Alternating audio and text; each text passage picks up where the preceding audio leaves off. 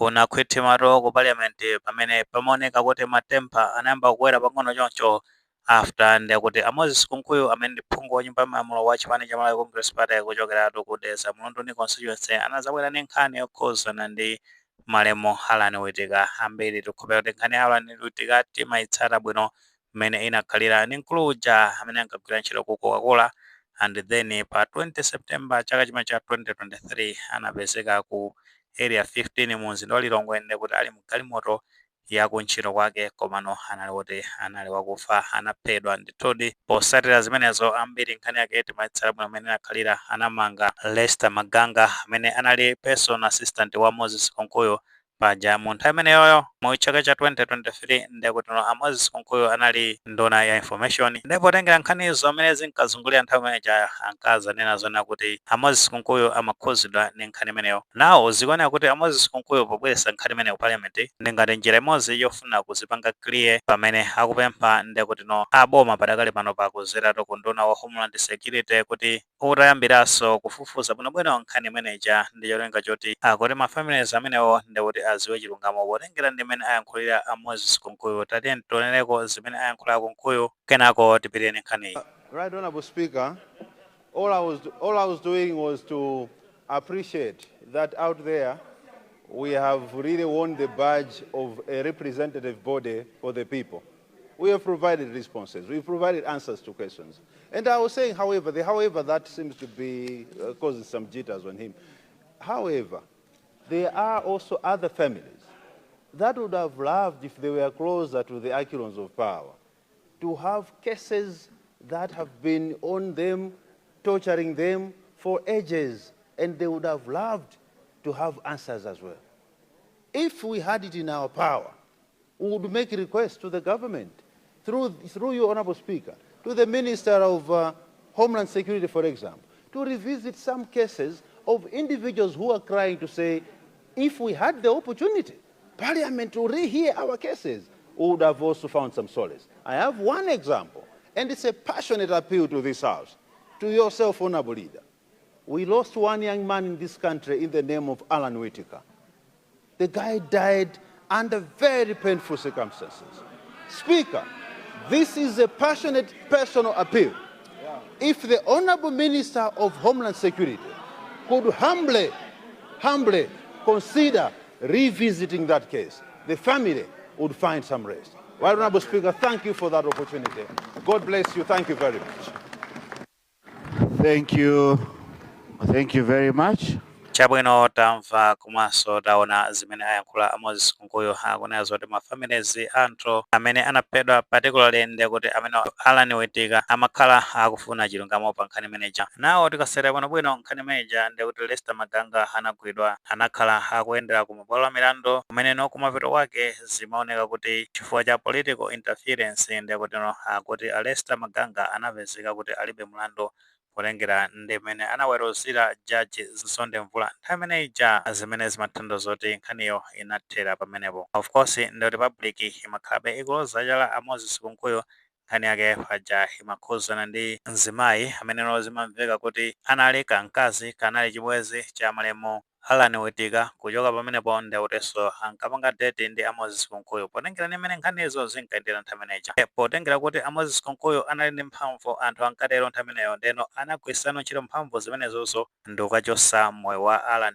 Witika nkhani zake zinkayenda motero. Andino pomazi abwera kuti nkhani imeneyo yathesedwa ku mabwalo a milandu anthu anaona zona kuti panali political interference ndi nkhani imeneyi it has been hunting Moses Kunkuyu kwa nthawi yochuluka kwambiri. Ndi tikupempha kuti poibweresa ku parliament kuti boma padakali panopa atachaso kafukufuku ndi cholinga choti apeze chilungamo mwina ndi njira imodzi yofuna kungozipanga clear. Nawo posatira zimenezo zikuona kuti wina wake sinamukomere amene ndi Fred Okisi phungu wa nyumba yamalamulo kuchokera ku Blantyre Nancholi anapeza zoti nkhani imene anayiwakhirira kwa zuzulatu Moses Kunkuyu kuti ndi chifukwa chani akuibweresa kumene ku parliament anayankhulapo ndithu nkhani zambiri kuti iyeyo personally ndikuti amaziwana ndi yakufamily ya malemu Alan Witika andinso Alan Witikayo ndekuti anali nzake ndi akufamilewo ali ndi information kuti Kunkuyu akukhuzidwa pa nkhani imeneyi potengera ndi imene anayankhulira Benjamin Kaluwa kumene ku parliament. Tati tionereko zimene anayankhula kenako tipiteni nkhani. Are you standing? Honorable Kaluwa? Is it another point of order as well? Yes, point of order. That will be the last point of order I'm taking. Yes. Thank you so much, Honorable Speaker, for giving the people of Blantyre, Sojis, and Ngwangwa constituency.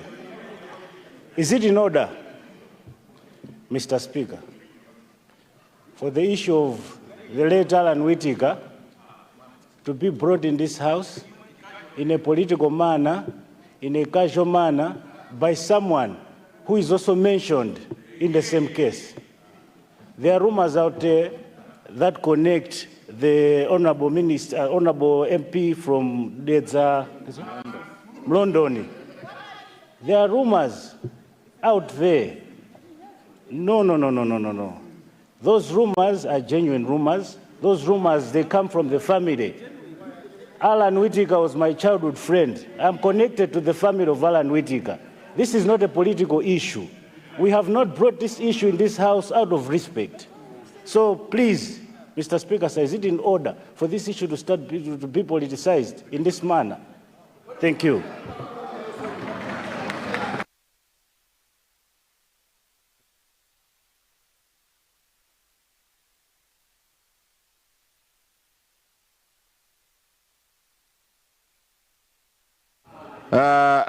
Chabwino taona komanso tamva zimene ayankhula Alfredo Kisika kapena kuti Penjani Kalowa. Sitikudziwa zoti munapanga pay attention pa ma reactions kuchokeratu kwa Penjani Kalowa komanso ndekuti Moses Konkoyo after ndekuti Penjani Kalowa atamaliza zoyankhula zimene zimaoneka kuti zimalunjika powaloza chala Moses Konkoyo. Zikuoneka kuti Moses Konkoyo nkhani imene sanayilandire bwino, sanayionere kukondwa. Reaction imeneyo ngati inola chomapitoko amayankhula ndekuti ndanzawo amene ali pafupi ndekuti amene ndi ababa Steve Malondera, of which ndizonena kuti the other side Penjani Kalowa nawonso amene kuti reaction yawo sanali comfortable ndi imene anabweresera nkhani imene Moses Konkoyo and anakhala zona kuti anthu amene anakumana in person nakhala serious confrontation komano mwina chifukwa choti Moses Konkoyo ndekuti analibe access yoti atha kuyankhulanso ndi chifukwa chake mwina nkhani imene inangofa in silent. Kuchoka pamenepo ndekuti speaker wa nyumba ya malamulo Samia Sulemani anapanga intervene pameneno anafunsa mbali ya boma kuti ilowererepo nde tinaona kuti anduna azachitetezo anayankhulapo amene watu ndi Mugito kuti no aboma atenga gawo ndi nkhani imeneyi ndekuti ikuyenera kuyambidwanso kufufuzidwa kuti chidziwike chenichene chimene chinachitika paja malemu Alan Whittaker ndekuti anaomberedwa mmoto nkhanizo amene zinkayendera nthawi imeneja ena nkazanena zona kuti anaomberedwa mkamwa komano chilungamo chenichene ndekuti sichinadziwike bwinobwino potengera kuti amene analipo nthawi imeneja kusogolera boma anali magayizi amene wa MCP ndipo tenga nkuti nkhanizo mwina zinali connected kwa iwo ndi chifukwa chake zina ndi zina sizinathe kubwera bwinobwino ku public makamaka ma findings akuchipatala komanso ma investigations ena ndi ena amene anachitika mu nthawi imeneyo. Tate tingoonako zimene anayankhula Peter Mugito anduna azachitetezo cha mdziko. I reserve my rulings on that. I don't want to start an issue. Those that are supposed to take note, they have taken note. We are all senior people here. Those that have learned something there, they have learned something. Let's not start a story where there's no story. Let's move to, I see Minister, okay, there's Minister of Justice and Minister of Homeland. Let me ask Minister of Justice to take a seat first and start. Let me start with Minister of Homeland. Or maybe guide me. I'll yield to the Minister of Homeland Security. I'll yield to the Minister of Homeland Security. Thank you so much, Minister of Justice. Yes, Minister of Homeland Security. Mr. Speaker, sir, and the House, I just want to assure the Honourable Member for Deza Mulundon that indeed the case of the murder of Whittaker has been reopened because we feel that the investigations were tampered. I think there was political manipulation on it. And we have reopened the investigations. And let me assure this House that a due process will be done and justice will be served. Thank you, Chair.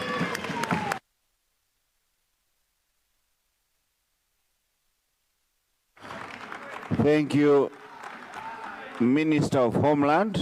Chabwino taona komanso tamva zimene ayankhula Peter Mukito pankhani imene nde zikuonera kuti inakathera kwa Justice Minister amene alonda Charles Mhangu nawonso anathira pamulomo pankhani imeneyi pogwirizana makamaka ndi zimene anayankhula Benjamin Kaluwa kuti ndondomeko iya amene nkhani yabwerera ku parliament ikuonera kuti sinasatire bwinobwino ande nkhani imene nde kuti ikuonera kukambidwa outside nde kuti kumene ku parliament akambirana bwinobwino kusereko mmene angayendesere nkhaniyo ayendithu mmenemo nkhani zake nimene zikuyendera zikuonera kuti chikumbumtima nde kuti akunkuyu chimakhala chikwapeza kwambiri potengera kuti amakhala kutchulidwa nkhani zambiri tikatenganso nkhani yokhuzana ndi ngozi ya ndege imene inapha Malemu Saulos Chilima komanso anthu ena 8 nkhani imeneja zimaonera kuti amodzi konkuyonso nde kuti amazikhala pa center makamaka pa nkhani yokhuzana ndi black box pachamakhala kutchulidwa kwambiri of course akhala kubwera kumayesa kupanga clear zina lawo komabe potengera ndi perception imene public inayo makamaka ndi imene nkhani imeneja imayendera zimaonera kuti